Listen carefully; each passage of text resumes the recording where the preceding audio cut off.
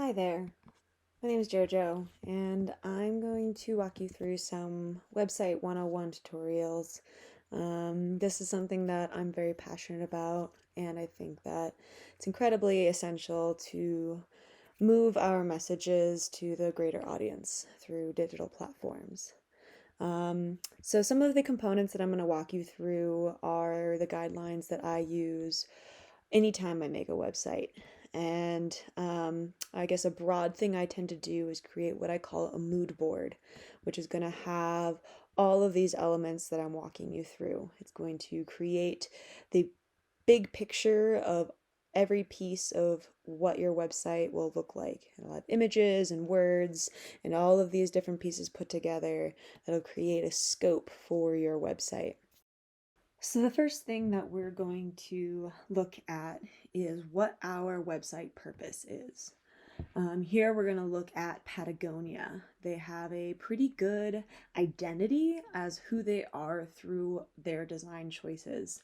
And what you're going to start with is you're going to want to create a message or a goal. And they call us a call to action on this website. There's literally a call to action there. Through this, you're going to understand what that action is going to be, or what product do you want to get as a result from your viewers or your users interacting with your website. With those two components, you're going to start identifying what your services you're going to offer on your website are going to be.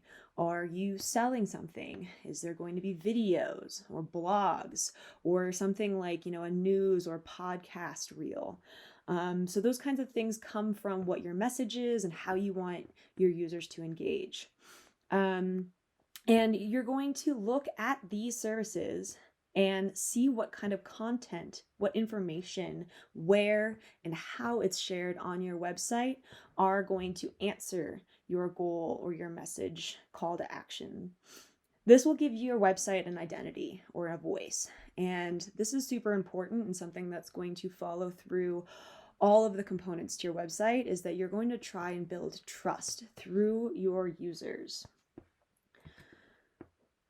Next thing that we're going to really want to focus on is we want you to understand who your audience is. You're going to want to do something that I have done in various capacities, but you're going to create user personas. This is something that I have done in really high detail. We went and created profiles of actual people, with images, names, ages, all fictional, but, creating a persona of exactly who the user is, what their interests are, but you can also be a little bit more general. It could be something like young American teenagers in inner city schools, or it could be young American teenagers, or just American. But create this. The more detail you create your persona, the better you are informed on how to create your design choices to address that user. And something I really want, you to focus on are the needs and the pain points. Those two are going to really define what your interaction phases and features are going to be for your user. So make sure you consider these personas throughout your entire design process as well. They are going to help you build your network. And what I like to do is I kind of like to have a baseline user. And this is something that's really important. Like for me, it's my grandma. I want to make sure that my grandmother wouldn't get confused or lost or, not completely understand what was going on. So make sure, when you're collecting your, information and you're, trying to figure out how you want to convey that, think about those personas. And something like on this website here for the Nature Conservancy, we've got components like here in the top corner and the bottom corner, English to Spanish translations, and they've got, social media components where they're sharing their content. They've got an aspect where you can renew a subscription or donate, go directly into the organization itself. And here, is one of those call to actions that they're trying to, reach out to the individuals that they want to engage with. Make sure also throughout this entire process that you have people who are not actively building the website use the website. Have that feedback. Also direct the things that you're doing to create the website and the content. The next thing we really want to do is we know who our audience is, we know what we want to say, but we need to create an identity, actual visual aesthetic identity. This is the biggest way that we can create trust with our readers. And that's something really essential as scientists or as environmentalists. We want to be able to really have trust in what we're, trying to convey to them. I cannot stress more on everything with website design or design period. Simple is better. The harder the user has to work, the more likely they're just going to leave. Attention spans are super short and you only have a few seconds to really get your message across. So if you have a lot of information, lay it out in a super simple way and be very consistent throughout the entire website on things like your style of type or color that you use. This helps, create for a really powerful message. One of the examples we used in my brand identity courses in college was Nike. Was such a simple icon. It's literally just a line that's got a curve in it. You have an entire idea of who that brand is. Images and colors and clothing types and styles, all of these things are, combined into this message right here. And, be really, aware that the power of images is way stronger than the power of words. So some of the ways that we're going to start creating our design is we're going to look at color. So color can be a very powerful tool. You want to make sure to use it really intentionally too. If you want to browse the Nike website, it's just black and white, and they have images that have color. You can have, components of your website like images and graphics that have more colors, but for the actual structure, you want a maximum 5-color palette. Be consistent, make sure you have, your navigation bar is the same color throughout the entire website, or, you have the same logo color or whatever it is. But you can use it intentionally. If you have a bright color like this image here, the yellow is super bright, you could use that in a really intentional way, say like for a button that you want to call attention to. Here I have a way that you can utilize some online sources to create a palette. You can upload a photo, maybe a photo that's super aesthetically pleasing to you, and it'll generate a palette of 4 colors like this that you can actually pull the coding that you can put into the website itself. So it's a really easy way to give you jumping points if you don't even know where to begin. The next thing we're going to look at is your imagery that you're using. So this is the beauty of design. Words are strong, images are stronger. Back to our Nike example here, they've got an incredibly strong voice through their imagery and advertisements. Very energetic and striking images of athletes really at their prime, at their peak, and very short and intentional words. Sometimes it's a sentence or just one word, and then a very faint swish with "just do it," Sometimes that's all there is for their advertisement. They've got, kind of an identity here through them. So, not even just their photos, but also what they put onto those photos, how they use their typography, and how they create their messaging through their identity. And don't be afraid to just use photos. You can also do infographics like maps.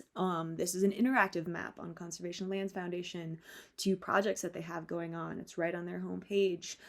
So it doesn't have to just be photography that's really engaging here.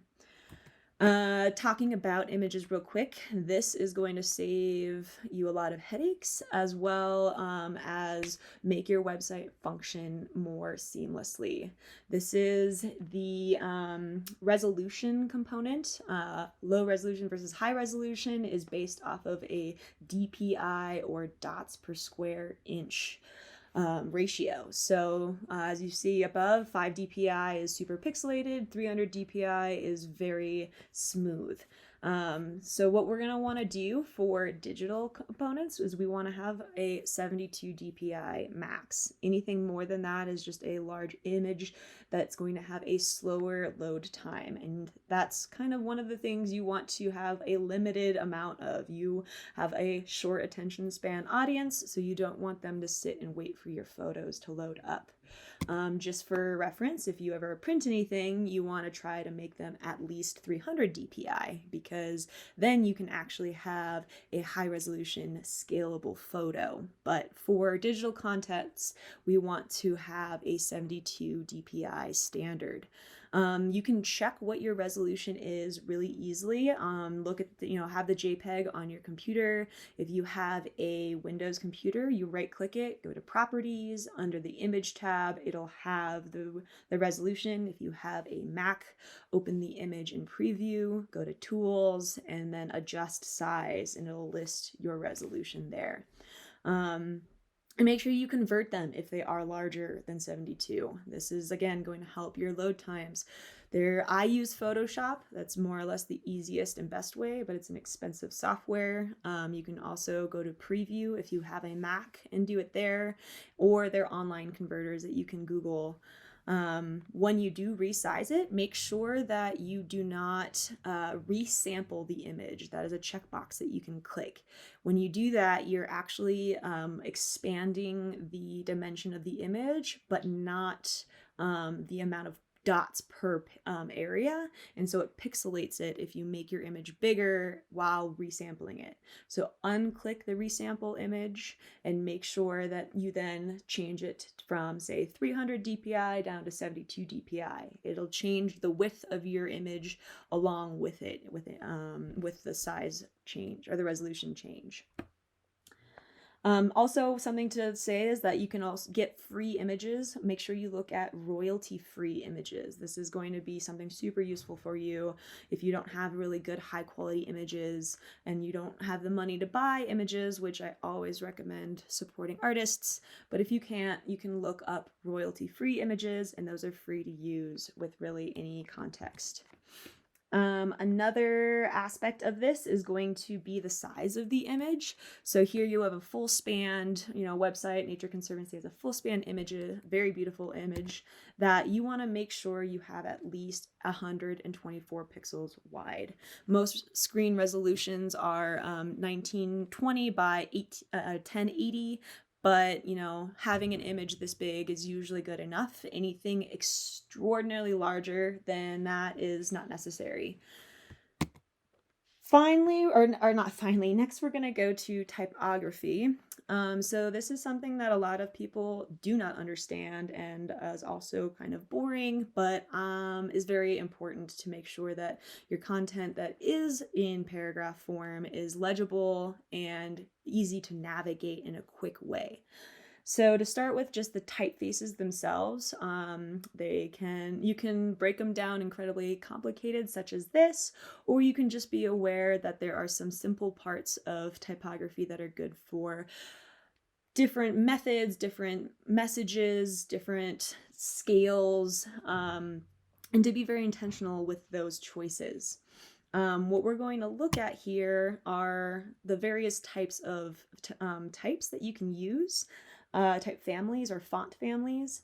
You want to make sure that you have no more than 3 different font families over your entire website. It's really hard to kind of keep that continuity, that design aesthetic, when you have 50 different types that are changing on every single page. So make sure you have a very specific reason why you use a different one.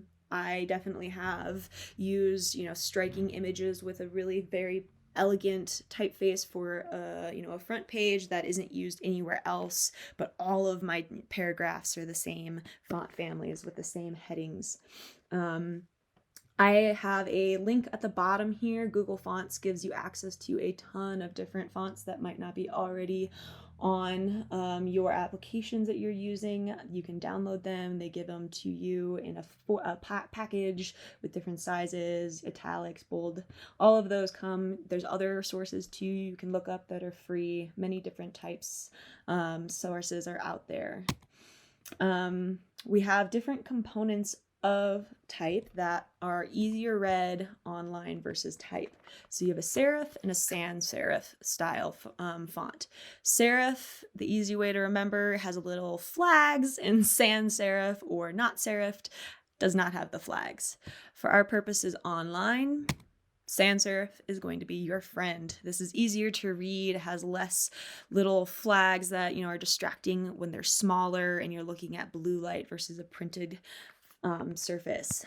But you can use serif fonts at a larger scale. So if you do want some more, stylistic headings, that's fine. But for paragraph formats, you want a sans serif font. This is something to save you from criticism later. Never, ever use Comic Sans. Ever. This is something that I've actually seen, scientific papers and scientific publications get chastised for using. It looks, it doesn't look professional. Websites also get hammered if they use this. It's just really not a good font to use, unfortunately, whoever made it. But just be aware to not use it in, a professional context. Some other components that are helpful to know. So kerning is the spacing between letters. There is, reason sometimes to have the kerning wider or narrower. Is going to change depending on every single font on whether you need to widen it or narrow it for a specific style that you're looking at. And then the leading is going to be how spread apart the lines of text are, the spacing, single space, double space. But this is much more finite. You can do it based off of the actual point system, the pixel system. And then we're going to look at types of groupings and how to create these groupings of consistent use type. We want to be very, very conscious on being consistent with this across our entire website. Again, this is creating that identity, and people can go to, they can remember and go to things that look similar to get the information they want. So if every news article heading is this top, heading number 1, that blue, every time I see that, my mind can go to, oh, this is a content page that I'm going to, click to and go to an article and read much more. So those kinds of things can be created in the website format where you don't need to individually change each line, but you just assign it heading 1 and it'll give it that stylistic font type. Same thing with, subheading 1. This is really helpful. It streamlines things. It makes it so that if you make changes later, you can do them once and it changes it across the entire website. The less work you have to do on an individual level, the less headache you're going to have later. So here's kind of an example of, kind of stylistic typography frameworks that I have created in the past, having different headings and really laying out, it's a bold or it's a blue bold or has an underline and it's italic for every text link. Even the buttons, these are, the common buttons and the styles of those buttons that we see. Those kinds of things allow you to have continuity in the coding of your actual website, and it's super important. Here is a link to a really nice free service that helps you break these down, and you can kind of use it as a template to build a website. There are also numerous other free and pay for website builders out there, and they all have these kinds of components to them as well. But this one had it laid out in a really nice way if you wanted to check out another version of this kind of text stylistic guide. So the next thing we're going to really focus on is important for the framework of the overall project and the overall website. it can be really daunting. You can get lost in the pages and subpages to that, where, you know, not only are you going to get lost building it, but your user is going to get lost. And this is, you know, more or less the really beginnings of your entire scope, that you're going to focus on how everything is going to be laid out, how people are going to interact with it, and what's nested underneath of each other. And you're going to want to do this for every single component of your website, even things that are going to be linking to websites outside of your organization, because those kinds of changes can lose your user. If you have a ton of links that send people to a bunch of other websites, you're going to lose your users, because they won't be able to come back to your website as easily. So being very conscious of that is important. We have some, you know, components of our information that might have more than this, but the 3-click rule is sort of a baseline. You don't want your user to have to work any harder than 3 clicks to get the information that they want.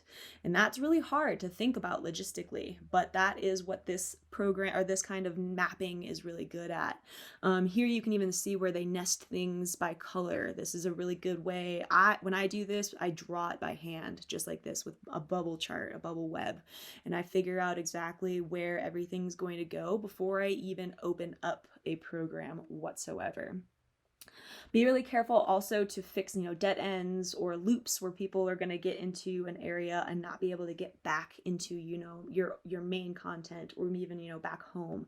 Make sure that your navigation is consistent on every single page, and that people have access to this content on every single page.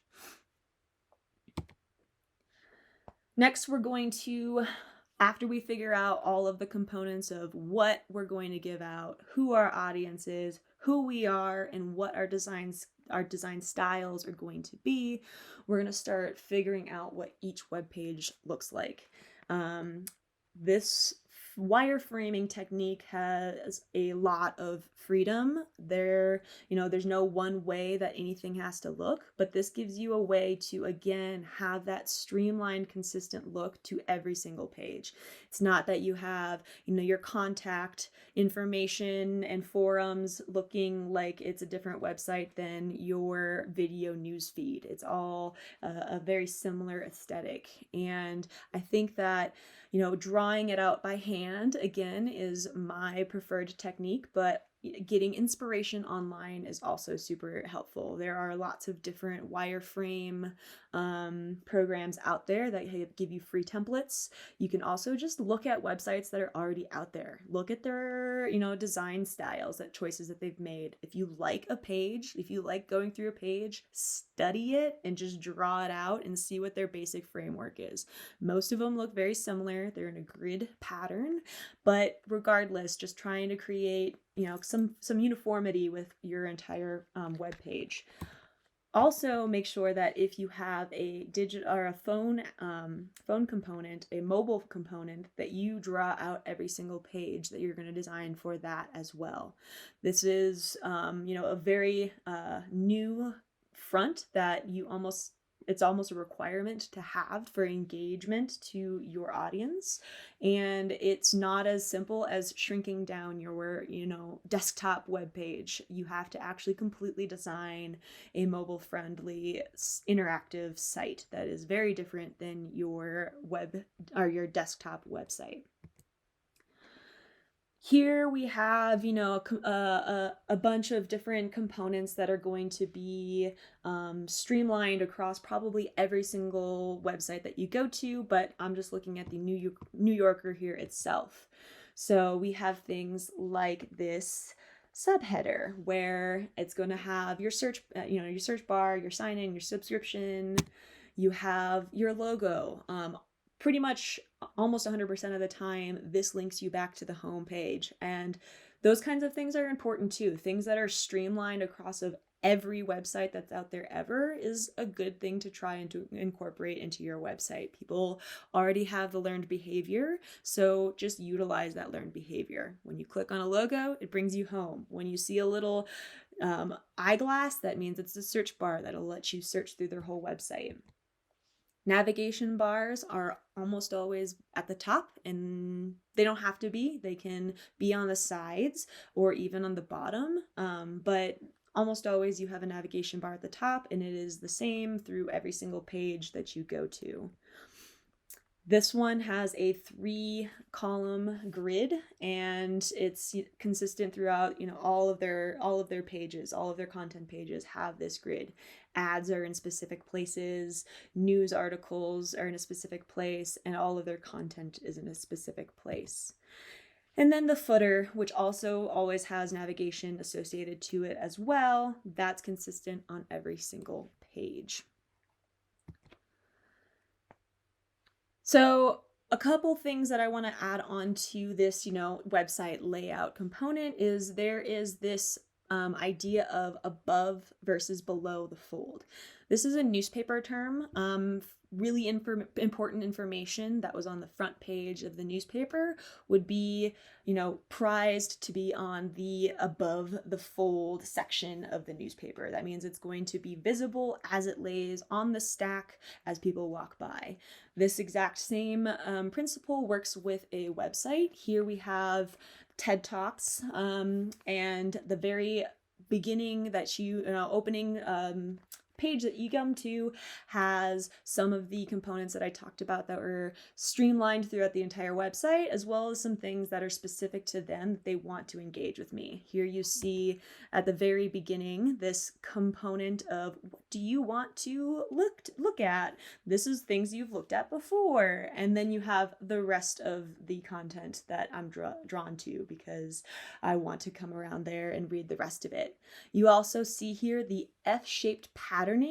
We in the Western culture read, left to right and top to bottom. So follow that norm when you're laying out your data. That doesn't mean everything has to start in the top right, top left corner. You can break those norms, but try and be intentional if you break those norms, and know that most people are expecting or are going to default to relating to this F-shaped pattern. Then we're going to look at things that are going to help make your website pop and also your content pop. So here on the National Geographic webpage, we're going to have things like size variation, color changes, font changes, contrast of light and dark, and really importantly, white space. This website does a really good job of having those variations and having white space and changes of background color to separate the information. That visual hierarchy draws eyes to the information that's really important, but also doesn't, miss out on adding the other pieces as well. And using things like interactive components can also be a part of this, whether the website changes as you scroll down, or if you hover over it, or it's a video. Be conscious of how you use those as well. There are some tactics like pop-up windows that can be used effectively, but they also can be annoying and frustrating to your users. And finally, I want to end on, I touched on it briefly, but make sure that you do have a mobile-friendly version of your website. Right now, anything that is reachable on a phone is much more approachable and easier to get people engaged throughout the day, as opposed to when they're on their desktops, maybe for work. So do the effort to create a really engaging and really conscious phone app of your website if you have that ability. There are many website creators that have this as a component to their builder, and it's super essential to use all of these tactics I gave you for your desktop, also for the mobile website that you create. Hope that this was helpful. I hope it wasn't too much information. And if you have any questions on, critiques or further information or resources on how to, utilize some of these components better, I am free, as well as there are plethoras of tutorials and other walkthroughs out there if you want to search online. Thank you for all of your time, and good luck on your websites.